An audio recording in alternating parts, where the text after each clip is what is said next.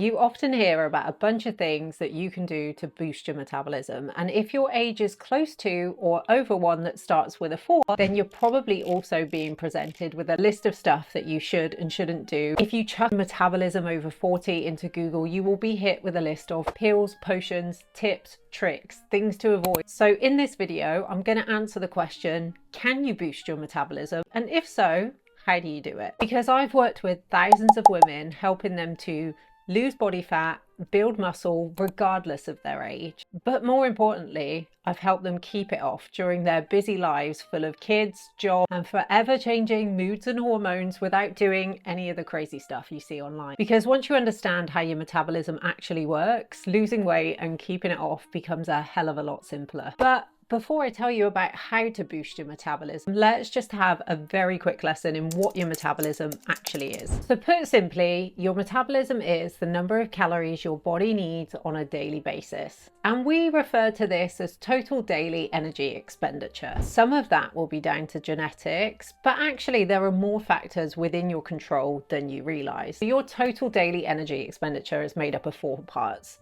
The first and biggest part of this is known as your BMR, or your basal metabolic rate. And that, simply put, is the number of calories that you burn at rest in order to stay alive. So when you're sleeping, when you're lying down, when you're not doing anything, just how many calories you need to exist. This is dictated by age, genetics, the amount of muscle mass you hold, or whether you're male or female. So the second biggest part of your total daily calorie or energy expenditure is NEAT, non-exercise activity thermogenesis. What this is all of the movement, all of the activity, all of the energy that you expend outside of intentional exercise. So things like fidgeting, going to put the kettle on, doing the washing, walking the dog, moving your hands when you talk, holding your posture well. All of these things contribute to the amount of calories you expend on a daily basis. And this is the part that can really wildly vary for people. Some people are natural fidgets, they move a lot. Some of us have busier jobs where we're on our feet all day. The difference in NEAT that we can see from person to person can really be quite substantial. So we've had non-exercise activity thermogenesis.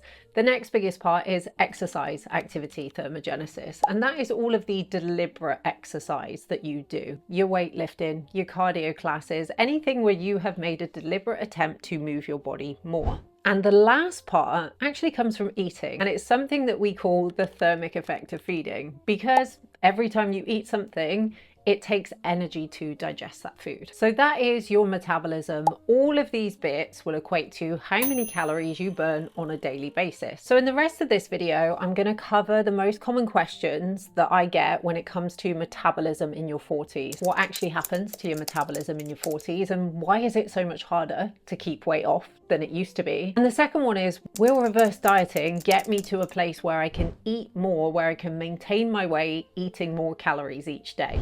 Okay, so what actually happens to your metabolism when you move into your 40s? Because most women think it pulls a bit of a disappearing act. It starts to slow down. The things that you used to do no longer seem to work in quite the same way. And you might be surprised to know this, your metabolism doesn't actually start slowing down until beyond the age of 60. So from age 20 to age 60, it actually stays relatively stable. So if that metabolism's not slowing down, why does it feel so much harder to keep weight off than it used to? Well, it's usually a couple of things. So the first one is muscle loss. In our 30s and our 40s, because of hormonal changes, we start to lose muscle mass if we aren't doing the things to actively try and keep it. So regularly strength training, eating enough protein, getting enough sleep. And muscle at rest needs more energy to maintain it than body fat does. So the more muscle you have, the more calories you will burn. And obviously, as you're getting older, if you're breaking this stuff down, it can start to change your body's calorie requirement. But before you either start getting too excited about all the muscle you've got or panic that yours is going to disappear, a pound of muscle actually burns about an extra 6 calories per day.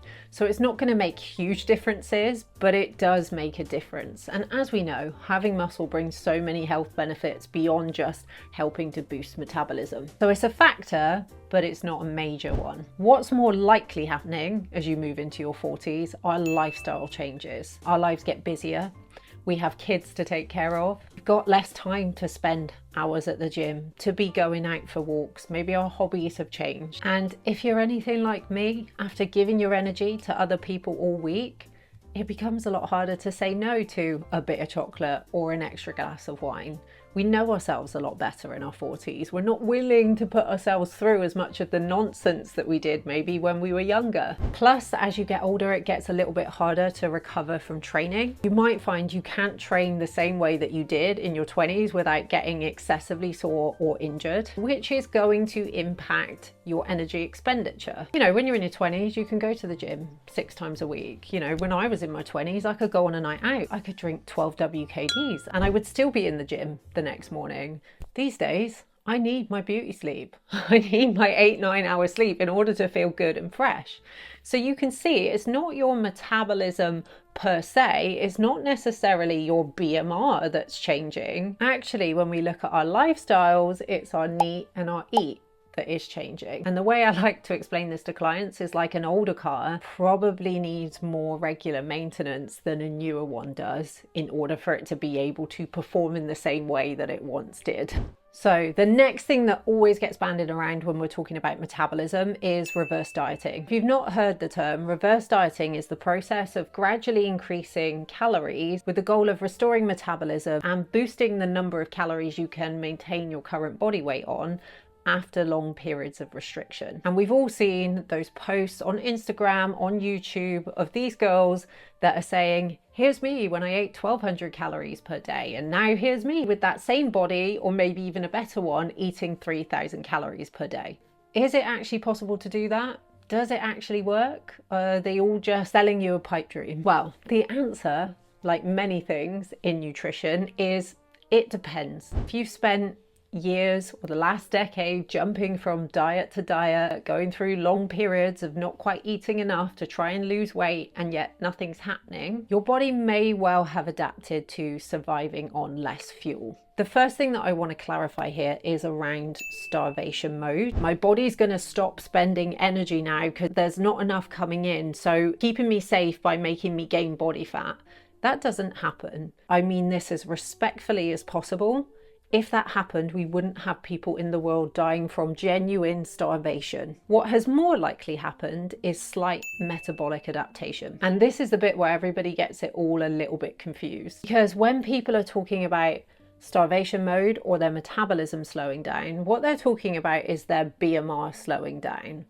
And this can happen slightly, and it's for 2 reasons. So the first one is, as you diet and as you get lighter, your body requires less calories just to keep that smaller body alive. So for example, my client Ivana here, who has lost 60 kilos, her maintenance calories now will potentially be lower than when she was 60 kilos heavier. The more you weigh, the more energy it takes to move things around. Think of it like, you know, those 10 kilos you lost, if you put that on your back and you were carrying it around in a backpack, you're going to take more energy to do that. The metabolism hasn't slowed down. It might be a very appropriate metabolism for your new body shape and size. The second one is something we call adaptive thermogenesis. So after long periods of time, when your body notices that fuel is low, it starts to get a little bit stingy with how it spends your calories. Your body is always going to prioritize energy to the things that keep you alive first. So making sure your blood keeps flowing around your body, making sure your lungs keep taking in air, that your heart keeps beating, all of that stuff is going to prioritize that first. Which is why if women have been dieting for too long, we start to see things like hair growth slow down, nail growth, skin starts to look a bit worse, potential loss of monthly cycle, poor digestion. These are all processes that your body deems as non-essential. So when it senses that fuel is not as available for longer periods of time, it will start to slow these processes down and prioritize the ones that are going to keep you alive, and that will reduce your energy requirement as a whole. I remember in my bikini prep days really noticing that I didn't have to shave my legs as often or go for waxing as often, my nails done as often, because all of that stuff had started to slow down.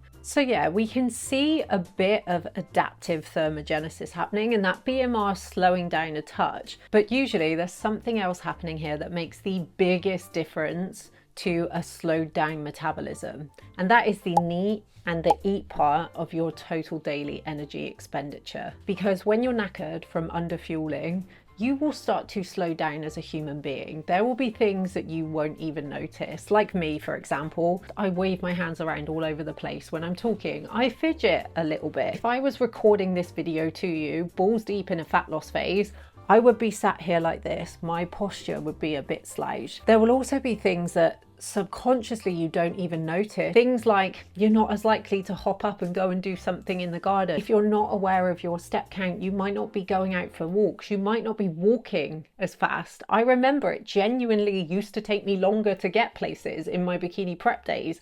I felt like I was walking at the same speed. And then when you're in the gym doing your training sessions, it will feel like you're training hard because you've got so used to training on low fuel, but actually your muscles aren't firing up in quite the same way, and you are not able to expend as much energy in your sessions when calories have been lower for a long period of time. And so because we know that fat loss requires your calories out to be greater than your calories in, aka a calorie deficit to be created, actually sometimes the way to create a bigger deficit is to push those calories up, because that means you are then able to expend more energy.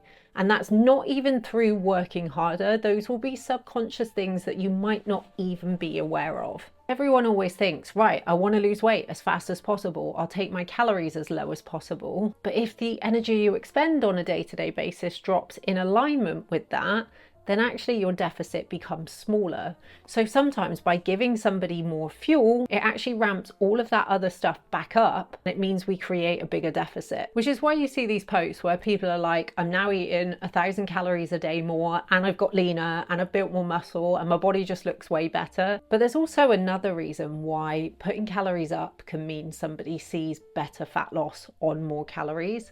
And that is because putting their calories up improves their ability to adhere to their diet and be consistent. Because it doesn't really matter what calories you're aiming for each day. It doesn't matter what you've put in your MyFitnessPal as your target. What actually dictates your body composition is the calories that go in your gob. So sometimes by putting calories up, if somebody's not as hungry, they're less likely to overeat. They're less likely to go off the rails at the weekend. They're less likely to give up and binge. And actually sometimes just having more mental energy to be able to track your calories more accurately. So hopefully that's helped you see how all of this stuff fits together. So knowing that, what can you do today to boost your metabolism? First one, eat your protein. Between 1.6 to 2.2 grams per kilo of body weight per day. This will vary depending on how much muscle mass you've got. Fitness industry massively overhypes protein, and so many coaches set so many women way higher protein targets than are needed to actually see good results. But you do want to be focusing on protein. The second one is strength training, but don't just go in and lift the weights and do what I see some women doing on the gym, which is having a little scroll on your phone. Don't just go in and lift weights and move things around and do different stuff every session. Actually focus on building strength with a progressive training program, because not only will that stop muscle mass breakdown as you age, but it will also improve your bone, tendon, and joint health. My partner is a physio, and every single day he sees elderly people that have a poorer quality of life because of things that could have been fixed if they just straight trained throughout their 30s, 40s, and 50s. Next thing you can do to help boost your metabolism is sleep. 7 to 9 hours per night. And I know that gets trickier as we get older, and I could do a whole other video on sleep. In fact, maybe I will. In short, the better rested you are, the easier it is for your body to do its functions appropriately and for you to train hard and recover well. The next one is pay attention to your needs. If you're not already, track your step count, get your walks in. You don't need to be pavement pounding 15 to 20,000 steps a day like I did in my bikini prep days, listening to bloody Boys to Men in the rain, but set a step goal that is challenging but doable. If you're at 5,000 steps a day now, aim for 7. If you're at 7,000 steps a day now, have some days where you aim for 10. Or if that's not feasible during the week because of work or whatever, have a couple of days a week where you decide to commit to some longer walks to bring the overall average up. So protein, sleep, strength training, good activity levels. I realise none of this stuff sounds particularly sexy, fancy. I'm not giving you a magic hack here, right? You probably listened to this and thought, oh my God, waited all that time for her to just tell us that. But that is because boosting your metabolism in your 40s, it isn't about one hack. back. It's about building a lifestyle that is going to support future you, going to carry future you forward to being your absolute best. It might not be as flashy as magic juice or a detox pill, but I promise you it is the only thing that actually works for the long haul. And if you talk to any person that is in good shape in their 40s, I can guarantee you they are doing those things.